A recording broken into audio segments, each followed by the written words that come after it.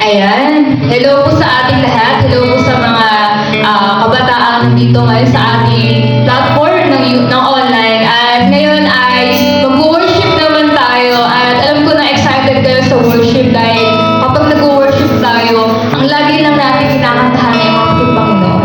Amen. Tayo ay muling mag-worship sa ating Panginoon. Ito ay oras para tayo magpasalamat, para itaas ang pangalan ng ating Panginoon. Sabi sa kanta ay, ikaw ang tunay na Diyos. Alam ko sa mga kabataan na kasama ko sa ating meet ay kumikilos ang ating Panginoon. Amen. Parang ng pagkakataon ang Lord ang kasama natin. At ngayon ay itataas sa ating Panginoon na siya yung tunay na Diyos. Ano man yung nangyari sa ating kapaligiran, sa mga school projects, sa trabaho, kung ano man po yung nararanasan natin, ang Panginoon ang palagi nandiyan para sa atin. Tayo ay umawa sa ating Panginoon.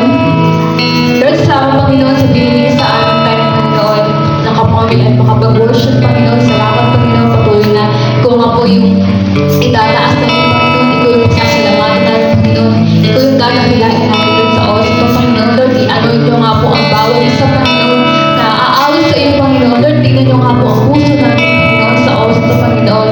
Kami po ay iyong katagpuin, Panginoon. Maraming salamat, Lord Jesus.